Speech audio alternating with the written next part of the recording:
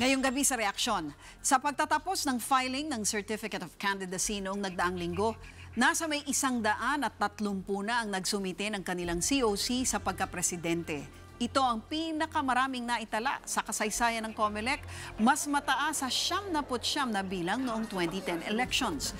Tuluyan na rin nabigyang linaw ang mga tatakbo sa pagkapangulo at ang kanilang magiging mga katandem sa pagka-vice-presidente, pati na rin ang mga tatakbo bilang independyente. Ano na nga ba ang magiging takbo ng eleksyon sa 2016? Yan ang tatalakayin natin kasama ang interim president ng Association of Political Consultants in Asia na si Professor Popoy De Vera. Welcome again to Reaction, Professor Popoy. Salamat.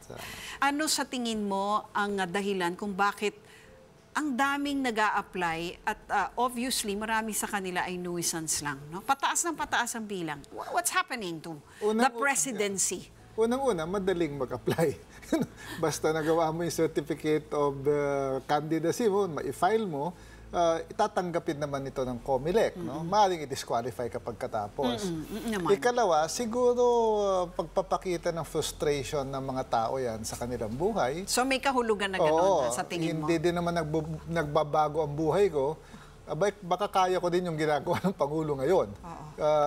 Sabi nga nila, parang hindi ba parang tinitrivialize na ngayon ang pagkakandidato? Totoo yan. Baka hindi, maaring indikasyon na hindi lang naintindihan yung proseso ng demokrasya at saka yung requirements of leadership. That's right. Kasi kung hindi din naman nila nakikita ito sa mga namumuno sa kanila, hindi nila masyadong respetuhin ng mga institusyon at mga individual na namumuno ng mga institusyon na ito. Bakit nga ba? Para lang, well, alam naman natin yan, no? Pero on the other hand, napag-iisipan na ngayon ng ilang tao na baka dapat kailangan nang higpitan ang mga kwalifikasyon para maging kandidato. Matagal na debate na yan. Noong unang panahon na merong additional requirements for public office, ang kagustuhan na marami ay tanggalin yung bar. Ano ba yung mga dating qualifications? Nung unang pinayagan ng mga Pilipino na bumoto at pumili ng kanilang mga kandidato, merong gender requirement. Lalaki lang ang pwedeng bumoto. Anong panahon nito, Nino? Noong 1907 tsaka 1916, nung Jones Law, at noong 1907... Sa ilalim ng Amerika to? Sa ilalim ng American period,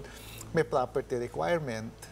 Merong mayayaman lang ito, no? Merong language requirement. Kailangan marunong bumasa at sumulat sa Ingles at Kastila.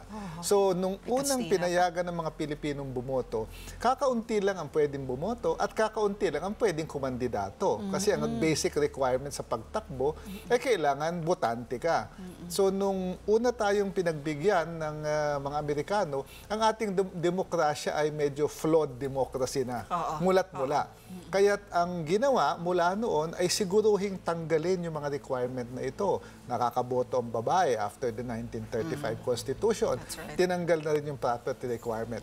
Ngayon, nag-swing naman sa kabilang pendulum naman. Sabi naman, madaling ang pwede nang bumoto lahat, pwedeng maiboto lahat sa public office. Frustrated naman tayo dun sa mga pinagpipilian natin. So ngayon naman, ang gusto ng iba, dagdagan ng additional requirements naman. So yung debating yan ay magpapatuloy.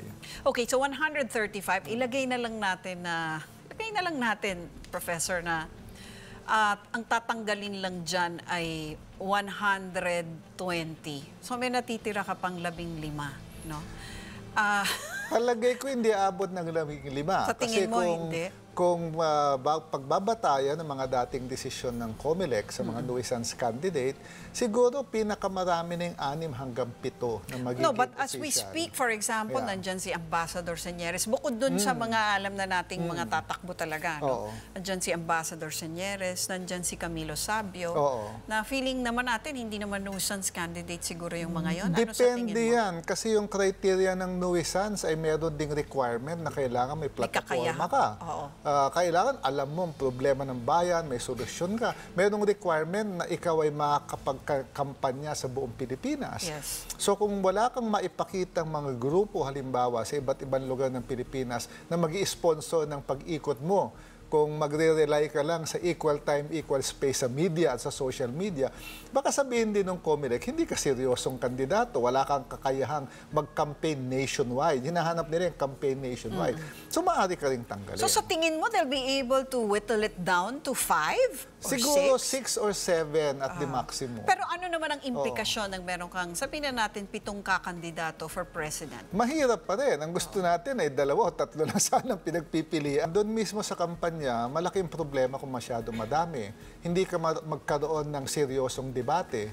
Dahil pag 6 o 7 ang nagdedebate, yung mga front-runner ay hindi sisipot dahil sigurado sila sisipot naman yung iba. Yung mga nasa dulo ang mag-a-appear, kaya't hindi malalim at hindi issue-based yung usapan.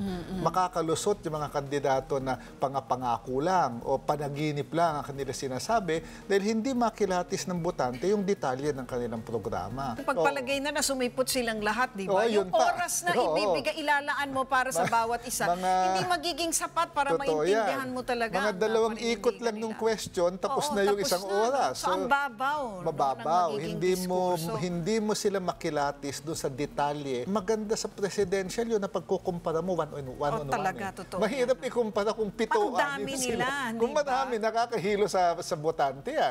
Be sure to come back. News 5 everywhere. Copyright 2015.